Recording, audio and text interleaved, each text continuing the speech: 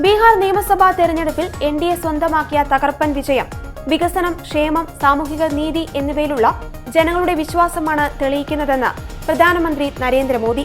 തെരഞ്ഞെടുപ്പ് നടക്കാനിരിക്കുന്ന മറ്റ് സംസ്ഥാനങ്ങളിലേക്ക് ഒരു രാഷ്ട്രീയ സന്ദേശം കൂടിയായാണ് വിജയത്തെ അദ്ദേഹം പ്രഖ്യാപിച്ചത്. തിരഞ്ഞെടുപ്പിലെ ചരിത്ര വിജയത്തിന് പിന്നാലെ ഉന്നത നേതാക്കളുമായി ചർച്ച നടത്തിയ അദ്ദേഹം ബംഗാളിൽ ശ്രദ്ധ കേന്ദ്രീകരിക്കുവാൻ നിർദ്ദേശം നൽകി.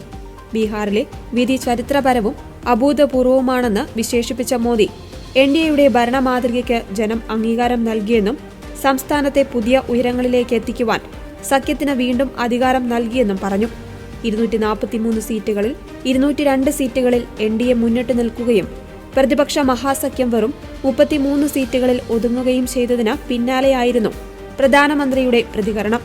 ഇന്നത്തെ വിജയം കേരളം, തമിഴ്നാട്, പുതുച്ചേരി, അസം, പശ്ചിമബംഗാൾ എന്നിവിടങ്ങളിലെ ബിജെപി പ്രവർത്തകരിൽ വലിയ ഊർജം നിറയ്ക്കുന്നുവെന്നും അദ്ദേഹം പറഞ്ഞു.